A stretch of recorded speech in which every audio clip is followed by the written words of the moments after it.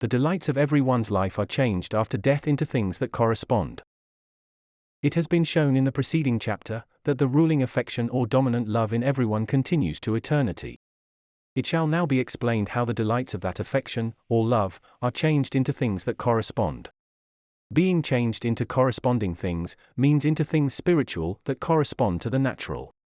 That they are changed into things spiritual can be seen from this, that so long as man is in his earthly body he is in the natural world, but when he leaves that body, he enters the spiritual world, and is clothed with a spiritual body.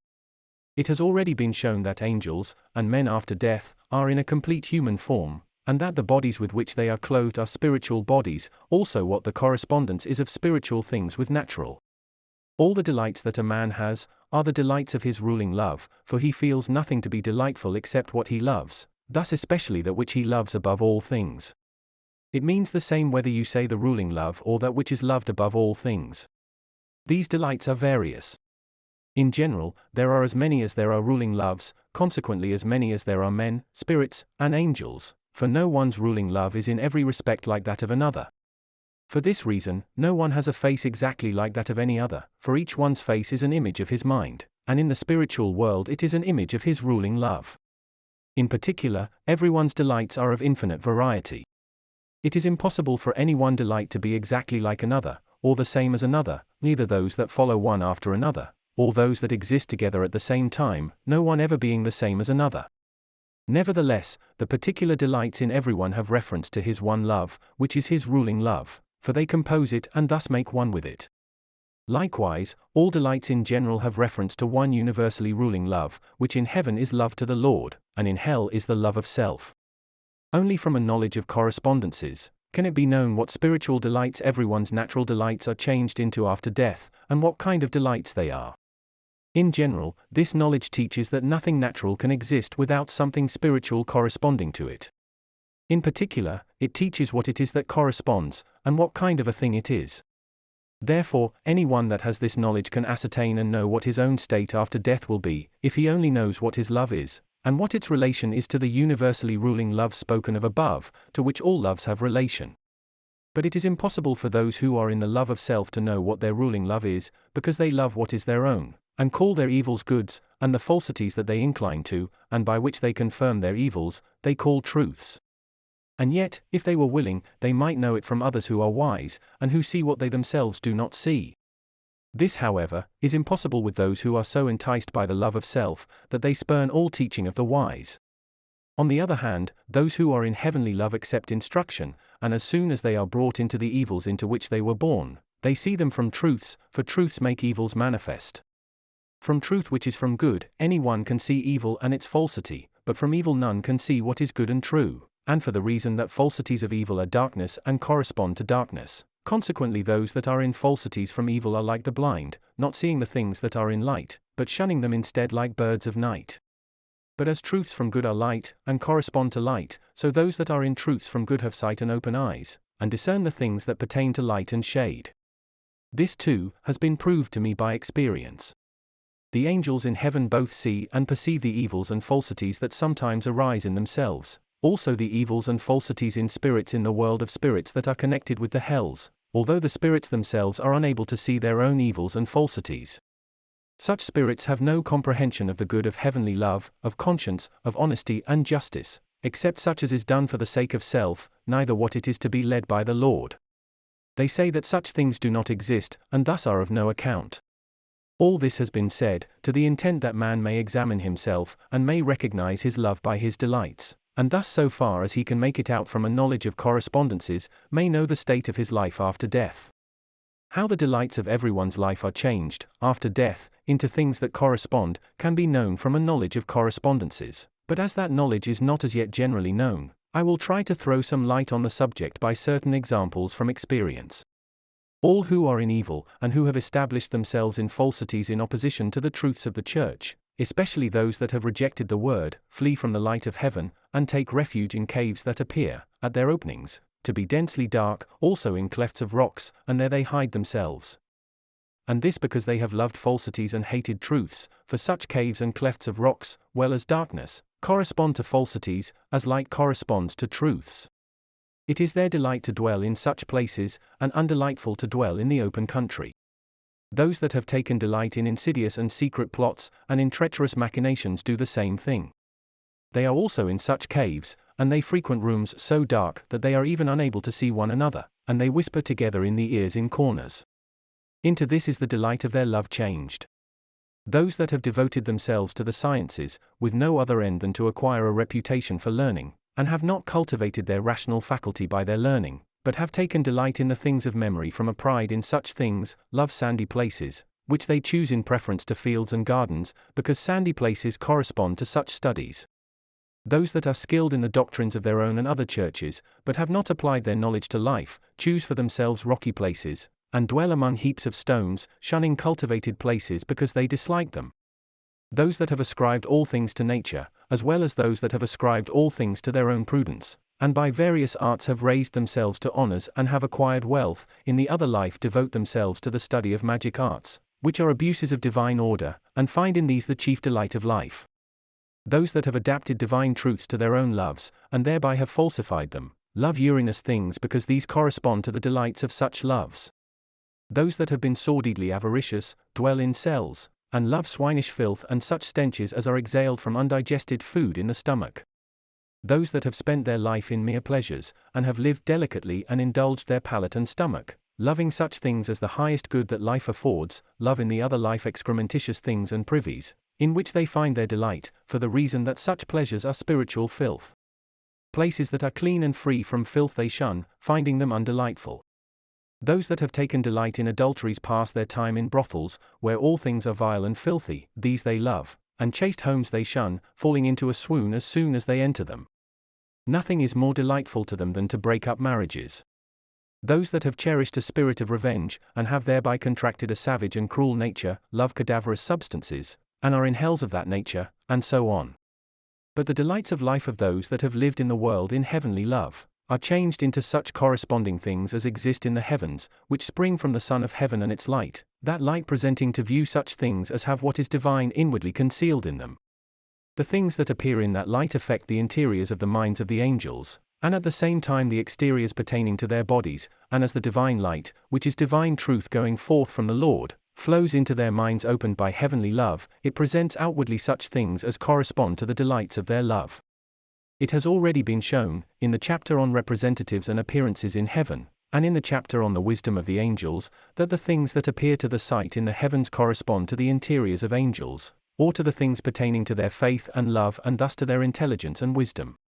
Having already begun to establish this point by examples from experience, to make clearer what has been previously said on the ground of causes of things, I will state briefly some particulars respecting the heavenly delightful things, into which the natural delights of those that have lived in heavenly love in the world are changed. Those that have loved divine truths and the word from an interior affection, or from an affection for truth itself, dwell in the other life in light, in elevated places that appear like mountains, where they are continually in the light of heaven. They do not know what darkness is, like that of night in the world, they live also in a vernal temperature, there are presented to their view fields filled with grain and vineyards. In their houses everything glows as if from precious stones, and looking through the windows is like looking through pure crystal. Such are the delights of their vision, but these same things are interiorly delightful because of their being correspondences of divine heavenly things, for the truths from the word, which they have loved, correspond to fields of grain, vineyards, precious stones, windows, and crystals. Those that have applied the doctrinals of the Church, which are from the Word, immediately to life, are in the inmost heaven, and surpass all others in their delights of wisdom. In every object they see what is divine, the objects they see indeed with their eyes, but the corresponding divine things flow in immediately into their minds, and fill them with a blessedness that affects all their sensations. Thus before their eyes all things seem to laugh, to play, and to live. Those that have loved knowledges, and have thereby cultivated their rational faculty and acquired intelligence, and at the same time have acknowledged the divine, these in the other life have their pleasure in knowledges, and their rational delight changed into spiritual delight, which is delight in knowing good and truth. They dwell in gardens where flower beds and grass plots are seen beautifully arranged, with rows of trees round about, and arbors and walks, the trees and flowers changing from day to day. The entire view imparts delight to their minds in a general way, and the variations in detail continually renew the delight, And as everything there corresponds to something divine, and they are skilled in the knowledge of correspondences, they are constantly filled with new knowledges, and by these their spiritual rational faculty is perfected. Their delights are such because gardens, flower beds, grass plots, and trees correspond to sciences, knowledges, and the resulting intelligence. Those that have ascribed all things to the divine, regarding nature as relatively dead and merely subservient to things spiritual, and have confirmed themselves in this view, are in heavenly light. And all things that appear before their eyes are made by that light transparent, and in their transparency exhibit innumerable variegations of light, which their internal sight takes in as it were directly, and from this they perceive interior delights. The things seen within their houses are as if made of diamonds, with similar variegations of light. The walls of their houses, as already said, are like crystal, and thus also transparent, and in them, seemingly flowing forms, representative of heavenly things, are seen also with unceasing variety. And this because such transparency corresponds to the understanding, when it has been enlightened by the Lord, and when the shadows that arise from a belief in and love for natural things have been removed. With reference to such things and infinite others, it is said, by those that have been in heaven, that they have seen what eye has never seen, and from a perception of divine things communicated to them by those who are there, that they have heard what ear has never heard. Those that have not acted in secret ways, but have been willing to have all that they have thought made known, so far as civil life would permit, because their thoughts have all been in accord with what is honest and just from the divine, these in heaven have faces full of light, and in that light every least affection and thought is seen in the face as in its form, and in their speech and actions they are like images of their affections.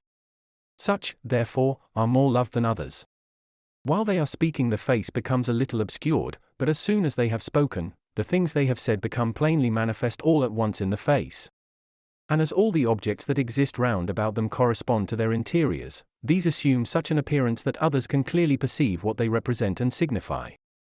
Spirits that have found delight in clandestine acts, when they see such at a distance flee from them, and appear to themselves to creep away from them like serpents. Those that have regarded adulteries as abominable, and have lived in a chaste love of marriage, are more than all others in the order and form of heaven, and therefore in all beauty, and continue unceasingly in the flower of youth. The delights of their love are ineffable, and increase to eternity, for all the delights and joys of heaven flow into that love, because that love descends from the conjunction of the Lord with heaven and with the church, and in general from the conjunction of good and truth, which conjunction is heaven itself in general, and with each angel in particular. What their outward delights are it is impossible to describe in human words. These are only a few of the things that have been told me about the correspondences of the delights of those that are in heavenly love. All this makes evident that everyone's delights are changed after death into their correspondences, while the love itself continues to eternity. This is true of marriage love, of the love of justice, honesty, goodness and truth, the love of sciences and of knowledges, the love of intelligence and wisdom, and the rest. From these loves delights flow like streams from their fountain, and these continue, but when raised from natural to spiritual delights they are exalted to a higher degree. The first state of man after death. There are three states that man passes through, after death, before he enters either heaven or hell. The first state is the state of his exteriors, the second state the state of his interiors, and the third his state of preparation. These states man passes through in the world of spirits. There are some, however, that do not pass through them, but immediately after death are either taken up into heaven or cast into hell. Those that are immediately taken up into heaven are those that have been regenerated in the world, and thereby prepared for heaven. Those that have been so regenerated and prepared that they need simply to cast off natural impurities with the body, are at once taken up by the angels into heaven. I have seen them so taken up soon after the hour of death. On the other hand, those that have been inwardly wicked, while maintaining an outward appearance of goodness, and have thus filled up the measure of their wickedness by artifices, using goodness as a means of deceiving, these are at once cast into hell. I have seen some such cast into hell immediately after death, one of the most deceitful with his head downward and feet upward, and others in other ways. There are some that, immediately after death, are cast into caverns and are thus separated from those that are in the world of spirits, and are taken out from these and put back again by turns. They are such as have dealt wickedly with the neighbor under civil pretenses. But all these are few, in comparison with those that are retained in the world of spirits, and are there prepared in accordance with divine order for heaven or for hell. In regard to the first state, which is the state of the exteriors, it is that which man comes into immediately after death. Every man, as regards his spirit, has exteriors and interiors.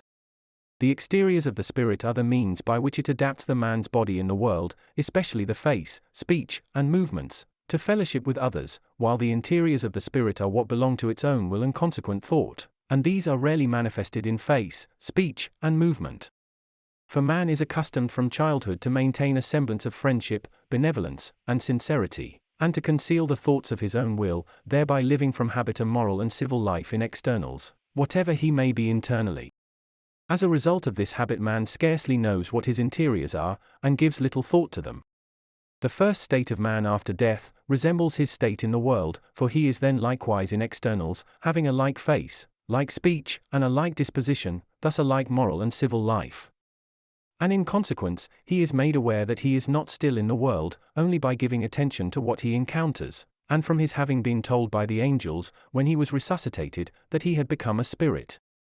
Thus is one life continued into the other, and death is merely transition.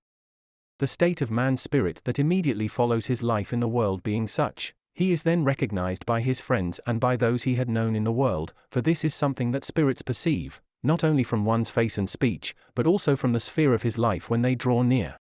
Whenever anyone in the other life thinks about another, he brings his face before him in thought, and at the same time many things of his life, and when he does this the other becomes present, as if he had been sent for or called. This is so in the spiritual world because thoughts there are shared, and there is no such space there as in the natural world. So all, as soon as they enter the other life, are recognized by their friends, their relatives, and those in any way known to them, and they talk with one another, and afterward associate in accordance with their friendships in the world. I have often heard that those that have come from the world were rejoiced at seeing their friends again, and that their friends in turn were rejoiced that they had come. Very commonly, husband and wife come together and congratulate each other, and continue together, and this for a longer or shorter time, according to their delight in living together in the world. But if they had not been united by a true marriage love, which is a conjunction of minds by heavenly love, after remaining together for a while they separate. Or if their minds had been discordant and were inwardly adverse, they break forth into open enmity, and sometimes into combat. Nevertheless they are not separated until they enter the second state, which will be treated of presently.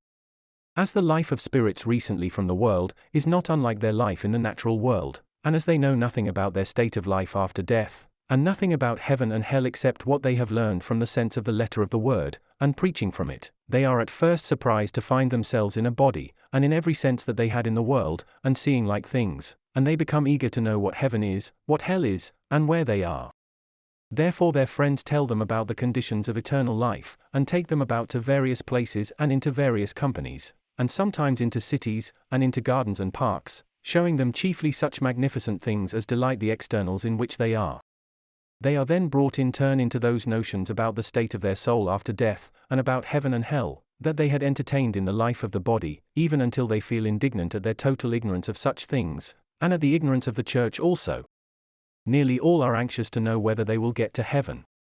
Most of them believe that they will, because of their having lived in the world a moral and civil life, never considering that the bad and the good live a like life outwardly, alike doing good to others, attending public worship, hearing sermons, and praying, and wholly ignorant that external deeds and external acts of worship are of no avail, but only the internals, from which the externals proceed.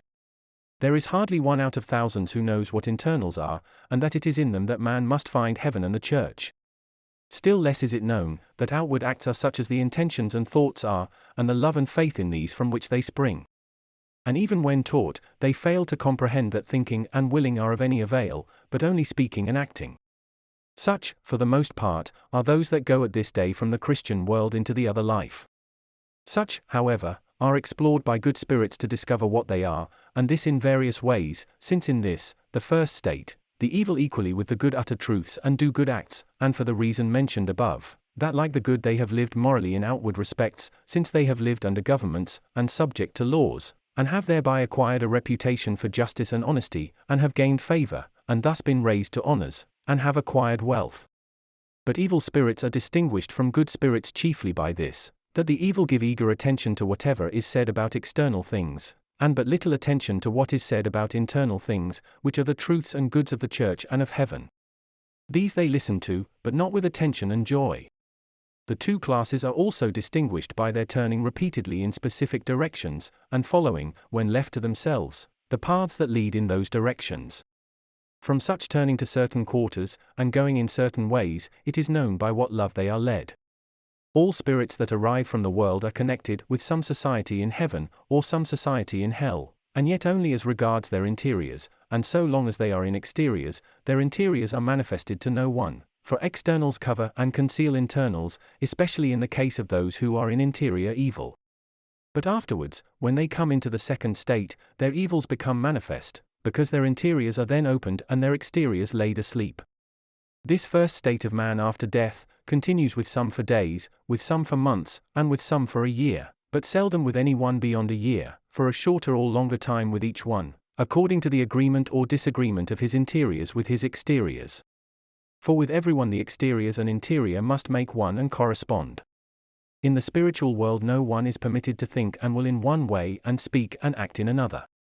Everyone there must be an image of his own affection or his own love, and therefore such as he is inwardly such he must be outwardly, and for this reason a spirit's exteriors are first disclosed and reduced to order that they may serve the interiors as a corresponding plane. The second state of man after death. The second state of man after death is called the state of his interiors, because he is then let into the interiors of his mind, that is, of his will and thought, while his exteriors, which he has been in during his first state, are laid asleep. Whoever gives any thought to man's life and speech and action, can see that everyone has exteriors and interiors, that is, exterior and interior thoughts and intentions. This is shown by the fact that, in civil life one thinks about others in accordance with what he has heard and learned of them by report or conversation. But he does not talk with them in accordance with his thought, and if they are evil he nevertheless treats them with civility.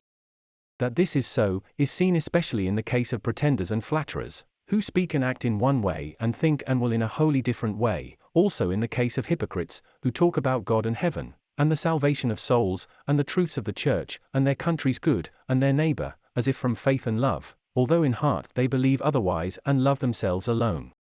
All this makes clear that there are two kinds of thought, one exterior and the other interior, and that there are those who speak from exterior thought, while from their interior thought they have other sentiments, and that these two kinds of thought are kept separate, since the interior is carefully prevented from flowing into the exterior, and becoming manifest in any way. By creation, man is so formed as to have his interior and exterior thought make one by correspondence, and these do make one in those that are in good, for such both think and speak what is good only. But in those that are in evil, interior and exterior thought do not make one, for such think what is evil and say what is good. With such there is an inversion of order, for good with them is on the outside and evil within, and in consequence evil has dominion over good, and subjects it to itself as a servant, that it may serve it as a means for gaining its ends, which are of the same nature as their love. With such an end contained in the good that they seek and do, their good is evidently not good, but is infected with evil, however good it may appear in outward form to those not acquainted with their interiors. It isn't so with those that are in good. With such, order is not inverted, but good from interior thought flows into exterior thought, and thus into word and act. Into this order man was created, and in heaven, and in the light of heaven, his interiors are in this order. And as the light of heaven is the divine truth that goes forth from the Lord, and consequently is the Lord in heaven, therefore such are led by the Lord. All this has been said to make known, that every man has interior thought and exterior thought, and that these are distinct from each other. The term thought includes also the will, for thought is from the will, and thought apart from willing is impossible. All this makes clear what is meant by the state of man's exteriors and the state of his interiors. When will and thought are mentioned, will includes affection and love, and all the delight and pleasure that spring from affection and love, since all these relate to the will as to their subject, for what a man wills he loves and feels to be delightful or pleasurable, and on the other hand, what a man loves and feels to be delightful or pleasurable, that he wills. But by thought is then meant everything by which affection or love is confirmed, for thought is simply the will's form, or that whereby what is willed may appear in light.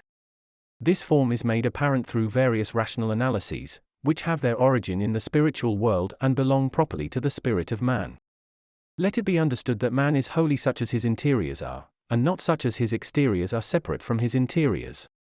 This is because his interiors belong to his spirit, and the life of his spirit is the life of man, for from it his body lives, and because of this, such as a man's interiors are, such he continues to be to eternity. But as the exteriors pertain to the body they are separated after death, and those of them that adhere to the spirit are laid asleep, and serve purely as a plane for the interiors, as has been shown above in treating of the memory of man which continues after death. This makes evident what is man's own and what is not his own, namely, that with the evil man nothing that belongs to his exterior thought from which he speaks, or to the exterior will from which he acts, is his own, but only that which belongs to his interior thought and will. When the first state, which is the state of the exteriors treated of in the preceding chapter, has been passed through, the man-spirit is let into the state of his interiors, or into the state of his interior will and its thought, in which he had been in the world when left to himself to think freely and without restraint.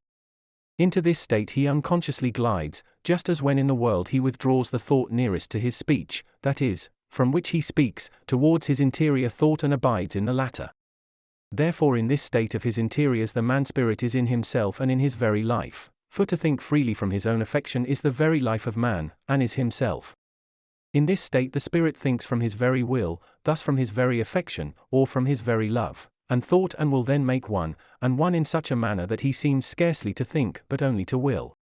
It is nearly the same when he speaks, yet with the difference that he speaks with a kind of fear that the thoughts of the will may go forth naked, since by his social life in the world this has come to be a part of his will. All men without exception are let into this state after death, because it is their spirit's own state. The former state is such as the man was, in regard to his spirit when in company, and that is not his own state. That this state, namely, the state of the exteriors into which man first comes after death, as shown in the preceding chapter, is not his own state, many things show, for example, that spirits not only think but also speak from their affection, since their speech is from their affection, as has been said and shown in the chapter on the speech of angels. It was in this way that man had thought while in the world, when he was thinking within himself. For at such times his thought was not from his bodily words, but he, mentally, saw the things, and in a minute of time saw more than he could afterwards utter in half an hour. Again that the state of the exteriors is not man's own state, or the state of his spirit, is evident from the fact that, when he is in company in the world, he speaks in accord with the laws of moral and civil life, and at such times interior thought rules the exterior thought, as one person rules another, to keep him from transgressing the limits of decorum and good manners. It is evident also from the fact that, when a man thinks within himself, he thinks how he must speak and act in order to please and to secure friendship, goodwill, and favor, and this in extraneous ways, that is, otherwise than he would do if he acted in accordance with his own will. All this shows that, the state of the interiors that the spirit is let into, is his own state, and was his own state when he was living in the world as a man. When the spirit is in the state of his interiors, it becomes clearly evident what the man was, in himself, when he was in the world, for at such times he acts from what is his own. He that had been in the world interiorly in good, then acts rationally and wisely, and even more wisely than in the world, because he is released from connection with the body, and thus from those earthly things that caused obscurity and interposed as it were a cloud. But he that was in evil in the world, then acts foolishly and insanely, and even more insanely than in the world, because he is free and under no restraint. For while he lived in the world he was sane in outward appearance, since by means of externals he made himself appear to be a rational man, but when he has been stripped of his externals his insanities are revealed.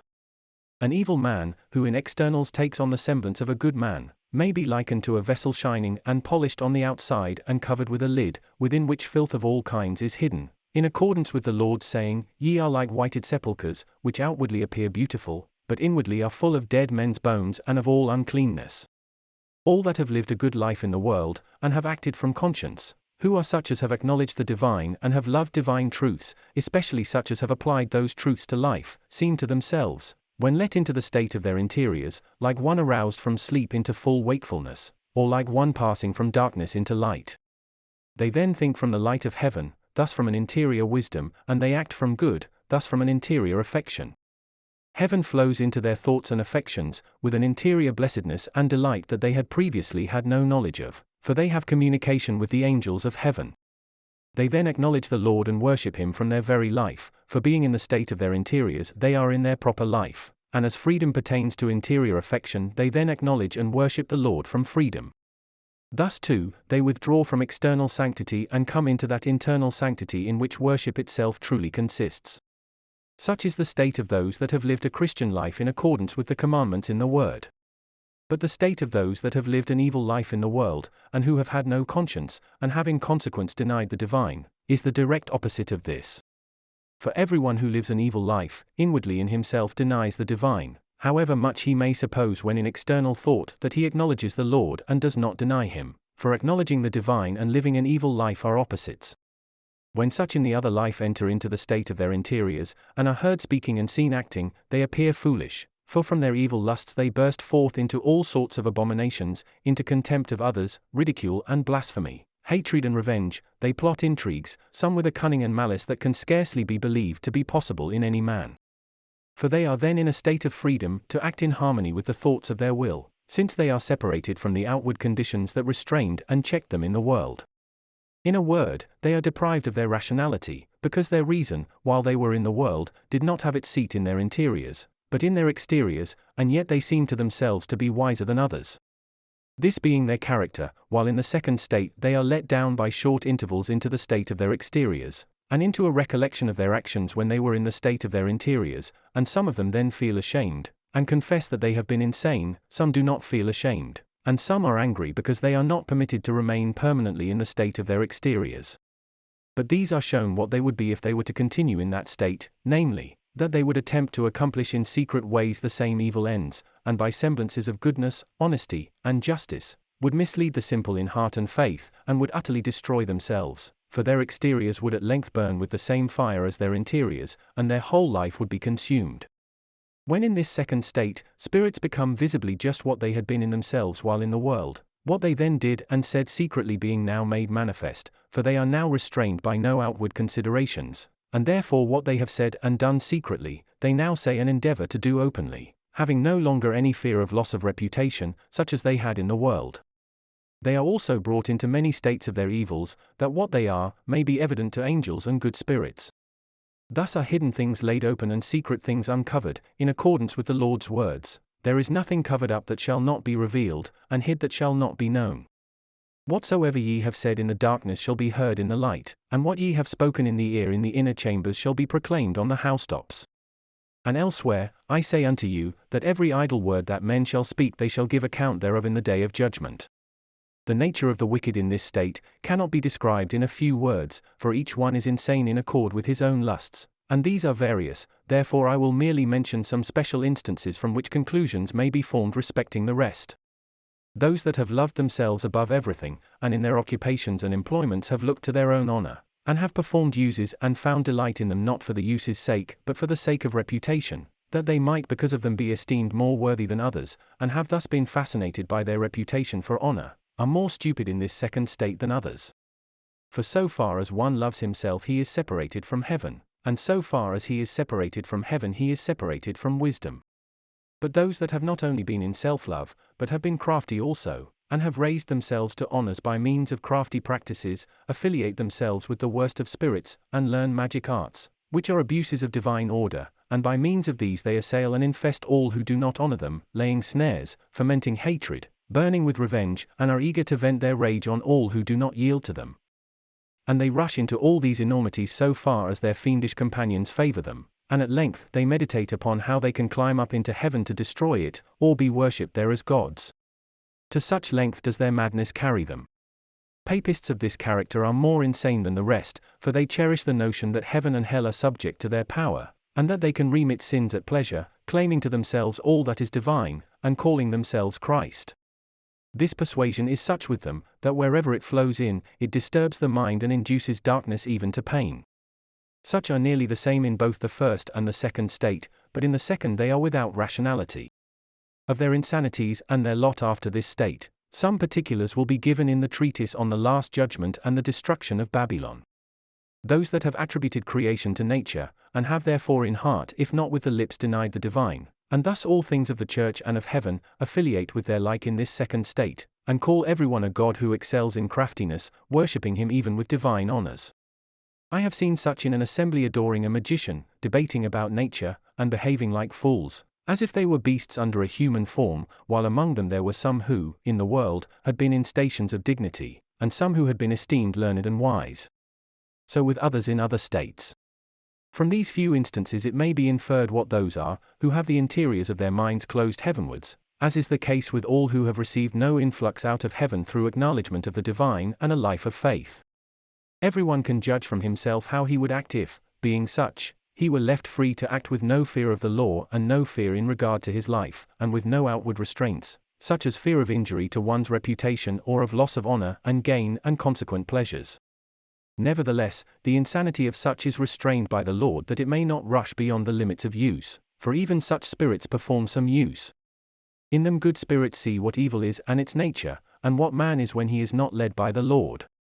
Another of their uses is their collecting together evil spirits, like themselves, and separating them from the good, and another, that the truths and goods that the evil had outwardly professed and feigned are taken away from them, and they are brought into the evils of their life and the falsities of their evil, and are thus prepared for hell. For no one enters hell until he is in his own evil and the falsities of evil, since no one is permitted there to have a divided mind, that is, to think and speak one thing and to will another. Every evil spirit there must think what is false from evil, and speak from the falsity of evil, in both respects from the will, thus from his own essential love and its delight and pleasure, in the same way that he thought while in the world when he was in his spirit, that is, in the same way as he thought in himself when he thought from interior affection. The reason is that the will is the man himself, and not the thought except so far as it partakes of the will being the very nature itself or disposition of the man. Therefore man's being let into his will is being let into his nature or disposition, and likewise into his life, for by his life man puts on a nature, and after death he continues to be such as the nature is, that he has acquired by his life in the world, and with the evil this nature can no longer be amended and changed by means of the thought, or by the understanding of truth. When evil spirits are in this second state, as they rush into evils of every kind they are subjected to frequent and grievous punishments.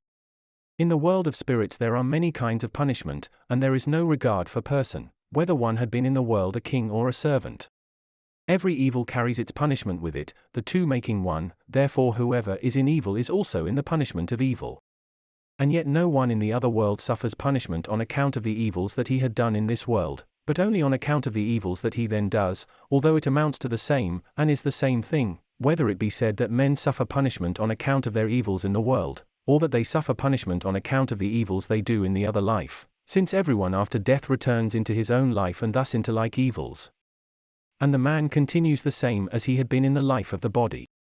Men are punished for the reason that the fear of punishment is the sole means of subduing evils in this state. Exhortation is no longer of any avail, neither is instruction or fear of the law and of the loss of reputation, since everyone then acts from his nature, and that nature can be restrained and broken only by punishments. But good spirits, although they had done evils in the world, are never punished, because their evils do not return. Moreover, I have learned that the evils they did were of a different kind or nature, not being done purposely in opposition to the truth, or from any other badness of heart than that which they received by inheritance from their parents, and that they were born into this by a blind delight when they were in externals separate from internals. Everyone goes to his own society, in which his spirit had been in the world, for every man, as regards his spirit, is conjoined to some society, either infernal or heavenly, the evil man to an infernal society and the good man to a heavenly society, and to that society he is brought after death. The spirit is led to his society gradually, and at length enters it. When an evil spirit is in the state of his interiors, he is turned by degrees toward his own society, and at length, before that state is ended, directly to it. And when that state is ended, he himself casts himself into the hell where those are who are like himself. This act of casting down appears to the sight, like one falling headlong, with the head downwards and the feet upwards. The cause of this appearance is that the spirit himself is in an inverted order, having loved infernal things and rejected heavenly things. In this second state, some evil spirits enter the hells and come out again by turns, but these do not appear to fall headlong as those do that are fully vastated. Moreover, the society itself in which they had been, as regards their spirit while in the world, is shown to them when they are in the state of their exteriors, that they may thus learn that, even while in the life of the body, they were in hell, although not in the same state as those that are in hell itself, but in the same state as those who are in the world of spirits. Of this state, as compared with those that are in hell, more will be said hereafter. In this second state, the separation of evil spirits from good spirits takes place. For in the first state they are together, since while a spirit is in his exteriors, he is as he was in the world, thus the evil with the good and the good with the evil, but it is otherwise when he has been brought into his interiors and left to his own nature or will.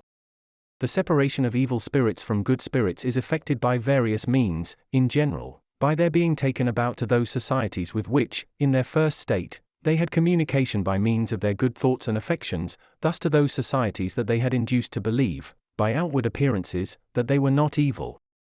Usually they are led about through a wide circle, and everywhere what they really are is made manifest to good spirits. At the sight of them the good spirits turn away, and at the same time the evil spirits, who are being led about, turn their faces away from the good towards that quarter where their infernal society is, into which they are about to come. Other methods of separation, which are many, will not now be mentioned.